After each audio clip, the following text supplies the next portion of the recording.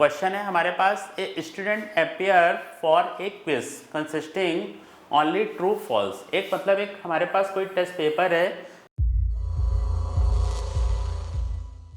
तो बच्चों अब हम लोग जेई एडवांस 2024 पेपर 1 में देखिए क्वेश्चन डिस्कस करने जा रहे हैं।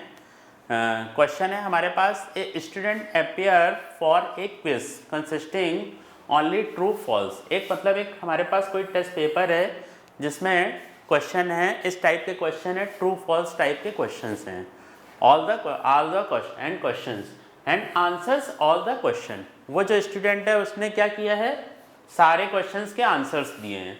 The student know the answer of some questions, मतलब जो स्टूडेंट जब एग्ज़ाम देने गया तो उसको कुछ क्वेश्चंस के आंसर्स आते थे और उसके कुछ क्वेश्चंस के आंसर आते नहीं थे, तो उसने क्या किया, उनको गेस किया and guess the answer for the remaining question. मतलब उसने जो टेस्ट पेपर था ट्रू फॉल्स टाइप का क्वेश्चन पेपर था और उसको जो भी क्वेश्चन आते थे तो उसने उनको किया। फिर इसके बाद जो बचे हुए रिमेनिंग क्वेश्चंस थे ये, whenever the student knows the answer of the question he gives the correct answer।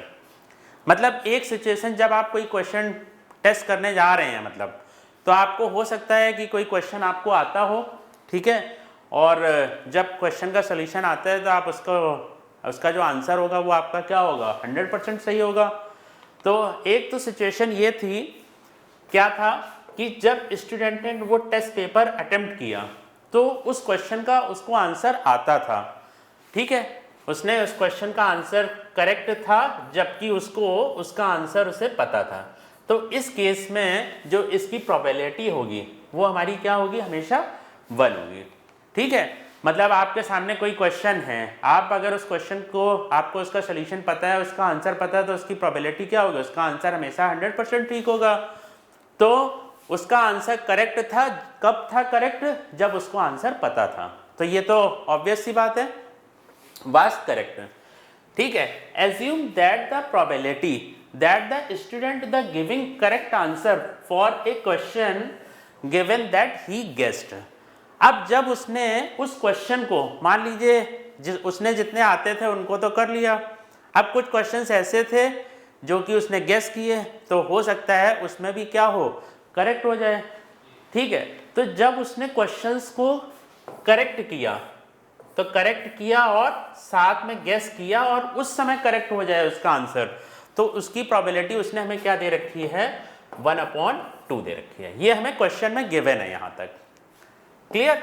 And also assume that the probability of answer of A question being guessed. मतलब हमको अब क्या दिया हुआ है कि किसी ने गेस किया एंड उसका आंसर क्या हो जाए, करेक्ट हो जाए। तो इसकी जो प्रोबेबिलिटी है, मतलब क्वेश्चन किसी ने क्या किया, देखिए, assume and also assume that the probability of for a question being guessed. मतलब उस क्वेश्चन को गेस किया गया और तब उसका answer being guessed given that, मतलब आपको ये गिवन है कि उसका आंसर क्या है, करेक्ट है। मतलब किसी ने क्वेश्चन को गेस किया और उसकी जो प्रोबेबिलिटी है, मतलब ये आपको गिवन है, तो गिवन है तो इसकी प्रोबेबिलिटी आपके पास क्या आ जाएगी, 1/6, ये हमें दी हुई है। कहता है then find the probability that the student know the answer of a randomly chosen the question. ये हमारे पास ऑप्शंस हैं। तो देखिए, जब आप कोई टेस्ट पेपर स्टार्ट करेंगे तो या तो आप क्वेश्चन, जब भी आप कोई क्वेश्चन पिक करेंगे तो या तो आप उसको क्या करोगे, गेस करोगे, या आपको क्वेश्चन आता होगा, ठीक है, 2 ही पॉसिबिलिटी हो सकती हैं। और देखिए सबसे बड़ी बात ये है, उस बच्चे ने ना आंसर्स ऑल द क्वेश्चंस, उसने सारे आंसर्स जो दिए हैं वो उसने किए हैं। मतलब अगर किसी बच्चे को, सपोज कीजिए एक टेस्ट पेपर दे रहा है, उसने उस क्वेश्चन पेपर में सारे क्वेश्चंस किए, ठीक है, तो उसकी एक प्रोबेबिलिटी फिक्स होगी, मतलब x उसकी प्रोबेबिलिटी होगी जब वो आंसर जानता होगा। और बाकी जब वो, देखिए उसने सारे क्वेश्चंस क्या किए हैं, सॉल्व किए हैं, तो जब वो आंसर गेस करता है तो उसकी प्रोबेबिलिटी उसकी क्या हो जाएगी, 1/x हो जाएगी। अब जब वो नो है उसका आंसर, ठीक है, जब वो नो उसको आंसर आता है तब उसके करेक्ट होने की प्रोबेबिलिटी कितनी हो जाएगी उस समय 1 हो जाएगी। और जब वो गेस करता है उस समय करेक्ट होने की प्रोबेबिलिटी, मतलब गेस करता है तो प्रोबेबिलिटी ऑफ, और उस समय उसके करेक्ट होने की प्रोबेबिलिटी 1/2 दी हुई है। तो अगर हम लोग देखें तो इस क्वेश्चन का बेस थ्योरम से रिलेटेड है क्वेश्चन, और साथ में उसने हमें वैल्यू दे रखी है probability of G/C is equal to क्या आ जाएगा आपका प्रोबेबिलिटी ऑफ, ये आपकी प्रोबेबिलिटी गेसिंग की प्रोबेबिलिटी है, ये प्रोबेबिलिटी जब वो नो करने की प्रोबेबिलिटी है। मतलब उसने कितने क्वेश्चन गेस किए, सपोज कीजिए 20 क्वेश्चंस दिए हुए हैं, उसने 5 क्वेश्चन गेस किए हैं, तो गेस करने की प्रोबेबिलिटी क्वेश्चंस को, क्योंकि उसने सारे क्वेश्चंस अटेम्प्ट किए हैं, तो 5/4 हो जाएगा, और नो करने की प्रोबेबिलिटी ये है। तो जब उसने गेस किया उस समय कोई क्वेश्चन उसका क्या हुआ, करेक्ट हुआ, प्लस प्रोबेबिलिटी जब उसको आंसर उसका पता था और उस समय करेक्ट होने की प्रोबेबिलिटी, ये आपने निकाल दिया। यहां पर आपका क्या आ जाएगा, प्रोबेबिलिटी ऑफ गेसिंग एंड प्रोबेबिलिटी ऑफ C/G आ जाएगा। ये हमारी बेस थ्योरम कहती है।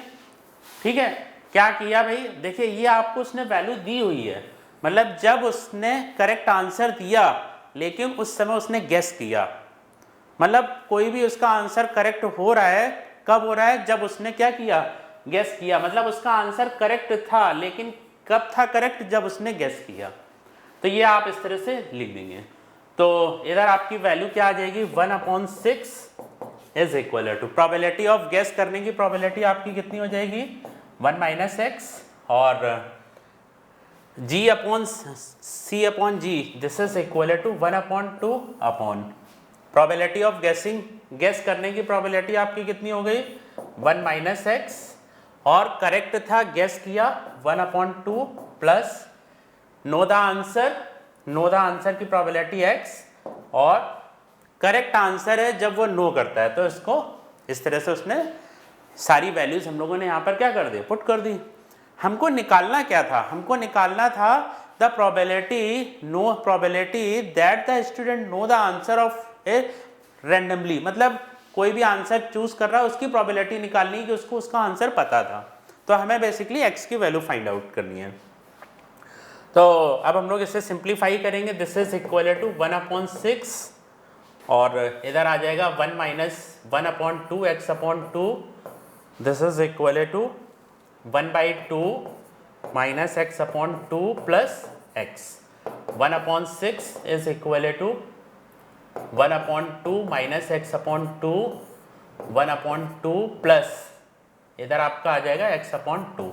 इसका आप लोग क्रॉस प्रोडक्ट कर देंगे, तो इधर आपका जब इसके साथ इसका क्रॉस प्रोडक्ट होगा तो कितना आ जाएगा, 1/12, सॉरी इसको आप एक बार एलसीएम ले लीजिए, तो this is equal to 1/6, 1 - x/1 plus x, इसका क्रॉस प्रोडक्ट कर दीजिए, 1 + x is equal to 6 - 6x, ये आपका इधर आ जाएगा 7x, this is equal to 5, तो x इज इक्वल टू 5/7।